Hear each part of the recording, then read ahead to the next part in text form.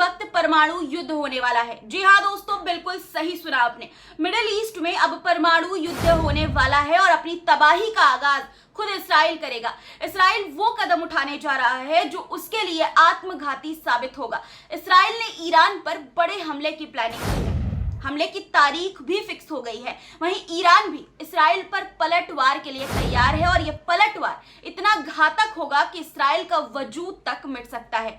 सभी जानते हैं कि ईरान पर हमला करने के लिए अमेरिका इस्राइल की मदद कर रहा है, लेकिन दोनों के खिलाफ ईरान को उन देशों का समर्थन मिल रहा है जिसे सुनकर इस्राइल और अमेरिका की रूह कांप जाएगी। वो कौन से देश हैं जो ईरान पर हमला होने पर उसका साथ देंगे इस्राइल के खिलाफ, और किस तरह से युद्ध अब परमाणु युद्ध में तब्दील होने वाला है, थर्ड वर्ल्ड वॉर होने वाली है, हो सकती है। इसकी एक एक जानकारी आपको इस वीडियो में दिखाऊंगी दोस्तों। साथ ही ये भी बताऊंगी कि ईरान पर इस्राइल किस तारीख को हमला करने वाला है, ईरान के कौन कौन से ठिकाने इस्राइल के टारगेट पर होंगे और इस्राइल के इस कदम को आत्मघाती बनाने के लिए ईरान और उसके सहयोगी देशों ने क्या प्लानिंग की है, इसकी भी पूरी जानकारी आपको इस वीडियो में देंगे। इसके अलावा उत्तरी गजा में हमास के नाम पर किस तरह से इस्राइल वहां के निर्दोष आवाम पर जुल्म ढा रही है, इसकी भी एक एक सच्ची तस्वीरें आपको दिखाऊंगी। तो पूरा वीडियो जरूर देखिएगा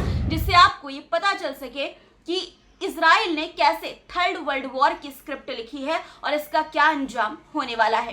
द लाइव टीवी, सच सबसे आगे। आदाब दोस्तों, मेरा नाम है मिसबा खान और आप मुझे द लाइव टीवी पर देख रहे हैं, जो हमेशा खबरों की तह तक जाकर आपको सच से रूबरू कराता है। हम आपको वो तारीख बताने जा रहे हैं जिस पर पिछले एक महीने से सस्पेंस बना हुआ है। ईरान पर इस्राइल के हमले की तारीख। बताया जा रहा है कि इस्राइल ने ईरान पर हमले की तारीख तय कर दी है और इसकी जानकारी अमेरिका तक को भी नहीं है। जी हाँ दोस्तों, अमेरिका को भी जानकारी नहीं है कि इस्राइल ईरान पर हमला कब करेगा, ऐसा खबरों में बताया जा रहा है। यहाँ तक कि इस्राइल के रक्षा मंत्री योव गैलेंट से भी ये जानकारी छिपाई गई है। ईरान पर इस्राइल के हमले को लेकर अमेरिका से जो खुफिया जानकारी लीक हुई थी पहले, उसको लेकर अब इस्राइल फूंक फूंक कर कदम उठा रहा है।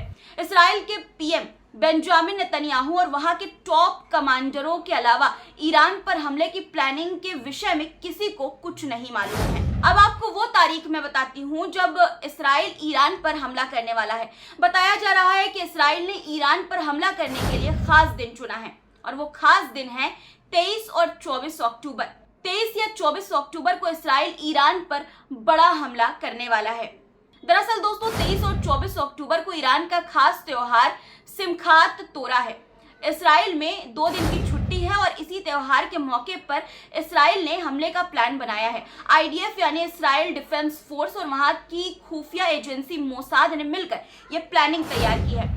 बताया यह भी जा रहा है कि इस्राइल अब तक ईरान पर हमला कर चुका होता। हमले की प्लानिंग भी बनाई जा चुकी थी, लेकिन पेंटागन से हमले की प्लानिंग की खुफिया रिपोर्ट लीक होने के बाद से ईरान संभल गया, जिसके बाद इस्राइल को अपनी प्लानिंग में तब्दीली करनी पड़ी।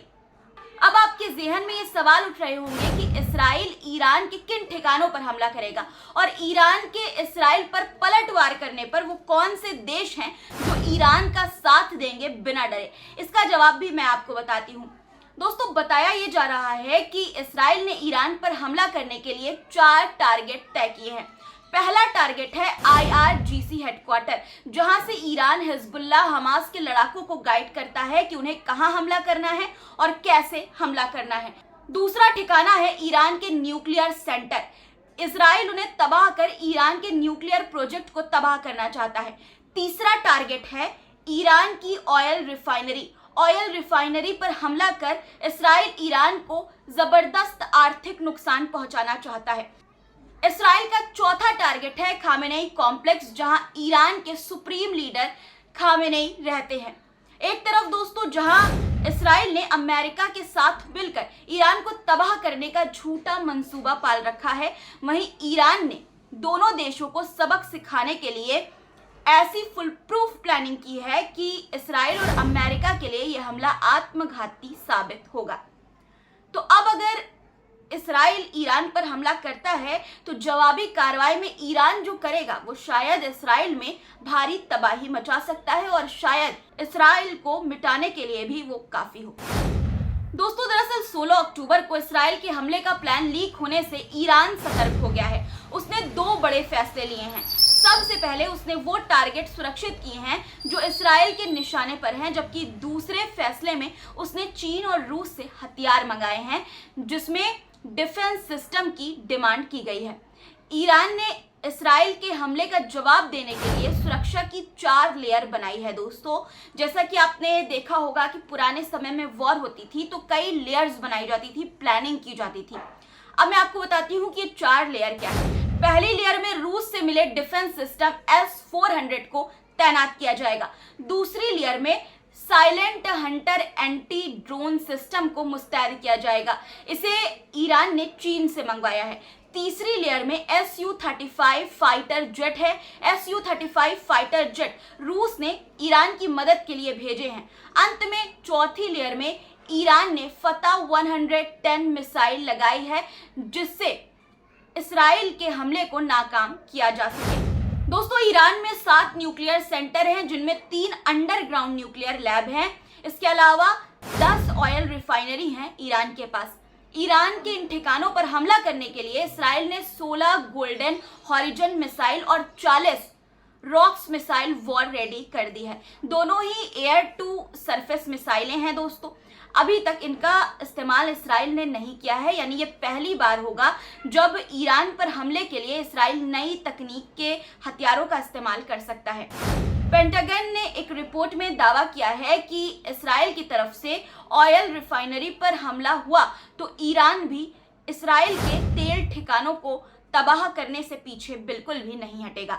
ईरान के पलटवार का मतलब है मिडिल ईस्ट में परमाणु युद्ध की शुरुआत। हाँ दोस्तों, क्योंकि अमेरिका भी तब इस युद्ध में कूद सकता है और अमेरिका के आने का मतलब है नाटो की अरब में एंट्री। वैसे भी अमेरिका पहले कई बार कह चुका है कि इसराइल को सुरक्षा देना उसकी जिम्मेदारी है और वो ऐसा करने के लिए किसी भी हद तक जा सकता है और वो हद परमाणु बम का इस्तेमाल भी हो सकती है। दोस्तों, नेतन्याहू के प्लान के मुताबिक ईरान पर हमले के ठीक पहले बाइडन को हमले की जानकारी दी जाएगी जिससे अमेरिका को विश्वास में लिया जा सके। यानी मिडिल ईस्ट में ऐसे युद्ध का खतरा मंडरा रहा है जो ईरान इसराइल के बीच तो होगी, लेकिन वो बाद में अमेरिका वर्सेस रूसी गठबंधन में हो सकती है जिसमें रूस के साथ ईरान, चीन और नॉर्थ कोरिया होंगे। ईरान के विदेश मंत्री अब्बास अरागची ने इसराइल को धमकी देकर ईरान के तेवर साफ तौर पर ये जता दिए हैं और कहा है कि ईरान परमाणु युद्ध के लिए भी तैयार है। न्यूक्लियर धमकी के अलावा ईरान ने हिंद महासागर और भूमध्य सागर में मैरीटाइम वॉर एक्सरसाइज शुरू की है जिसमें कई अरब देश शामिल हैं। ईरान ने 16 मिनट का एक वीडियो भी जारी किया है जिसमें अपनी शक्ति की नुमाइश उसने की है जिससे वो बता सके कि अब ईरान पश्चिमी देशों का मुकाबला करने में सक्षम है। दोस्तों, एक तरफ इसराइल ईरान के खिलाफ युद्ध की प्लानिंग कर रहा है, वहीं उत्तरी गजा में उसके सैनिक वहां की आवाम पर जुल्म ढा रहे हैं। एक्स पर द मुस्लिम ट्विटर हैंडल से एक वीडियो पोस्ट की गई है जिसमें यह दिखाया गया है कि उत्तरी गजा के जबालिया शरणार्थी शिविरों से बड़ी संख्या में फिलिस्तीनियों को जबरन विस्थापित किया गया है। उत्तरी गजा में बड़ी संख्या में लोग विस्थापित हुए हैं। इसका एक और वीडियो सामने आया है। अल जजीरा इंग्लिश ने भी एक्स पर इस वीडियो को शेयर किया है दोस्तों, जिसमें हजारों की संख्या में लोगों को जबालिया शरणार्थी शिविर से दक्षिण की तरफ जबरदस्ती जबरन भेजा जा रहा है। इजरायली फोर्स ने उन्हें ऐसा करने के लिए मजबूर किया है, वो मजबूर कर रही है लगातार। उत्तरी गजा में इजरायली सैनिकों के टैंक देखे जा सकते हैं, बिल्डिंग को तोप से उड़ाया जा रहा है, जगह को खाली कराने के लिए निर्दोष लोगों को गिरफ्तार किया जा रहा है। उत्तरी गजा में हर तरफ तबाही के निशान हैं। धमाके से उड़ी बड़ी बड़ी बिल्डिंग के मलबे जहां तहां बिखरे पड़े हैं। लगभग 4 लाख लोगों को ये जगह खाली करने के लिए कहा गया है। इस्राइल दुनिया के सामने ये बहाना बना रहा है कि वो हमास के खिलाफ बड़ी कार्रवाई के लिए ऐसा कर रहा है, लेकिन तस्वीरें कभी भी झूठ नहीं बोलती दोस्तों। ये तस्वीरें इसराइल के जुल्म की कहानी चीख चीख कर बयां कर रही हैं। बेघर हुए लाखों लोग इसराइल और पूरी दुनिया से ये पूछ रहे हैं कि आखिर उनका क्या कसूर है, किस बात की उन्हें सजा दी जा रही है। अपनी ही मिट्टी, अपनी ही जमीन, अपने ही देश में वो क्यों नहीं रह सकते? क्यों उन्हें बंजारों जैसे जिंदगी जीने के लिए मजबूर किया जा रहा है? गजा के अस्पतालों में अफरा तफरी मची है दोस्तों। हमले में घायल हुए लोगों का इलाज चल रहा है, जिसमें बड़ी संख्या में महिलाएं और बच्चे भी शामिल हैं। दावा किया जा रहा है कि उत्तरी गजा में तकरीबन 1,75,000 लोग अभी भी वहीं हैं, जिनकी जिंदगी खतरे में है। वो इसराइल की धमकी के बाद भी अपनी जमीन खाली करने के लिए तैयार नहीं है। उन्हें अपनी जमीन पर कुर्बान होना मंजूर है, लेकिन कोई उनकी जमीन ले, कोई उन्हें अपनी जमीन से हटाए, अपनी मिट्टी से बेदखल करे, ये उन्हें मंजूर नहीं है। हालांकि इसराइल को किसी की भावना, किसी के इमोशन की कोई कद्र नहीं है, कोई परवाह नहीं है। इंसानियत की परवाह इसराइल को बिल्कुल भी नहीं है। सनकी नेतन्याहू अपनी जिद के लिए किसी भी हद तक जा सकते हैं। यही वजह है कि हम बार बार कह रहे हैं कि उत्तरी गजा में इस तरह की तबाही की तस्वीर फिर से नजर आने वाली है। आज की वीडियो में इतना ही दोस्तों। आपको हमारा ये वीडियो कैसा लगा कमेंट में जरूर बताइएगा, और साथ ही अगर आपकी कोई राय है तो वो भी कमेंट में जरूर शेयर करिएगा।